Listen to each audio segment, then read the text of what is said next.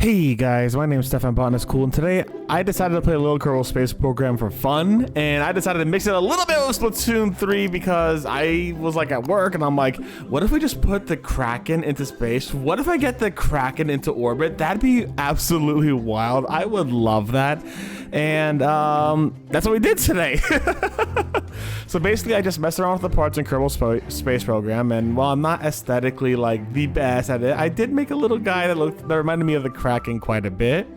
You'll actually see a picture of it soon, or a more zoomed out version of it soon when I slow it down. I actually spent like an hour or two kind of recording, editing, just playing this game, having a lot of fun.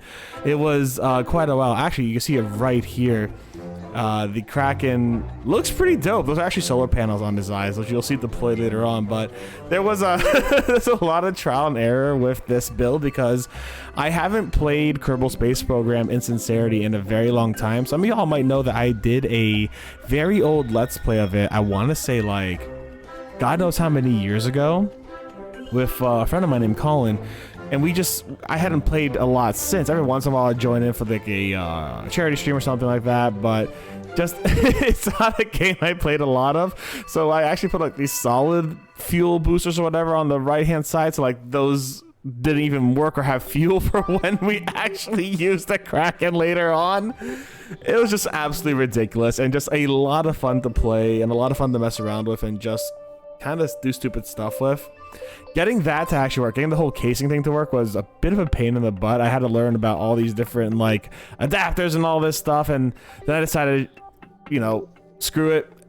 Lots of boosters everywhere, and I had a lot of trouble choosing the boosters and the solid fuel boosters. I tried to add some liquid ones. I'm like, there's too many at this point. We just gotta take the solid ones. I was like, if the solid ones don't work, we'll go for the liquid ones. And I decided to give it a shot with what we had, and you know, here's the result. It didn't work at all. It kind of blew up, and everyone kind of like died. Actually, Jeb survived.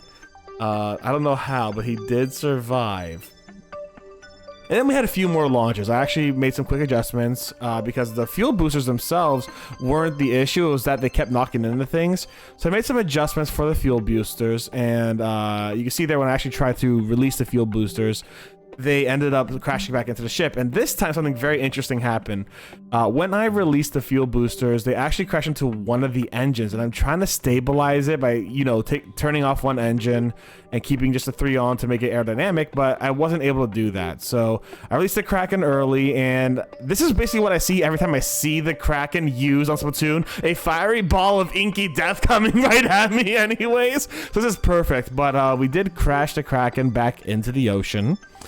And Jeb did die, so rest in peace. The Kraken. This is just the Kraken in Splatoon. That is just actually the Kraken in Splatoon 3. It is terrifying and it will kill you. But then I decided to, you know, give it a few more shots, get forward, make the boosters go further out, and I gave it my best shot. Shot it back up into the sky, and this time it actually worked. I got into orbit in the first stage for this spacecraft, and you can see me just kind of teasing my way up to the, I think it's called the apoapsis, and I got into orbit right there, nice and easy. I'm like, hey, wait, I could hit the sun. I want to shoot the Kraken into the sun is what I said. So I stopped by real quick. I released the Kraken just above Kerbin's atmosphere, and honestly, it looked kind of really beautiful. You guys are gonna see it in a second. I'm like, all right, let me do that. Let me get all this stuff out of here. Let me shoot the Kraken out. I do not know what that explosion was, but it didn't affect the Kraken, so I didn't care. If I'm being perfectly honest, something happened and it just didn't destroy the Kraken, so I don't care. There's a lot of space debris coming from this for sure. But I decided, hey, let's get this Kraken going. It looks pretty good. I'm happy with it.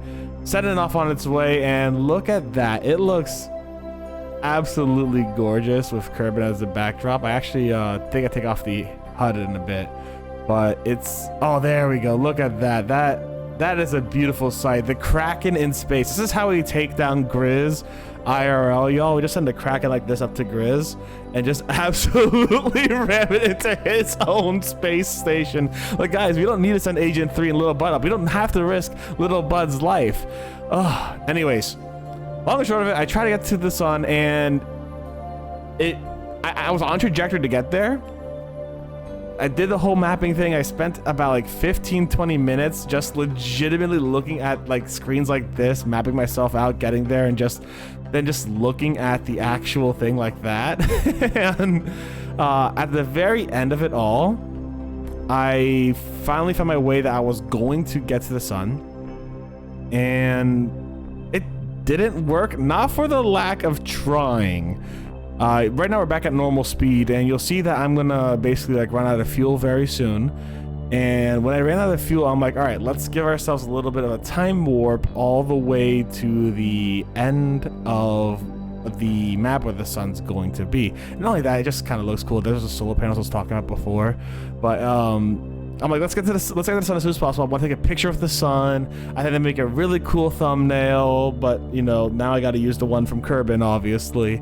I think the one from Kerbin looks gorgeous, honestly. It just looks absolutely beautiful. But that's besides the point.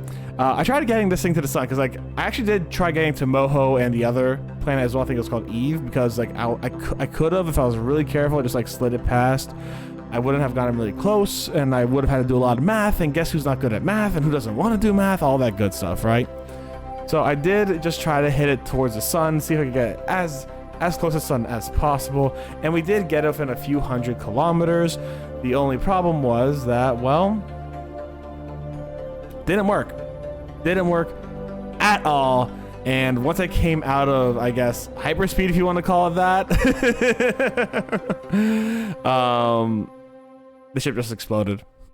Anyways, this was just a for fun video. I hope you guys enjoyed it, and if you did, thanks for hanging out with me.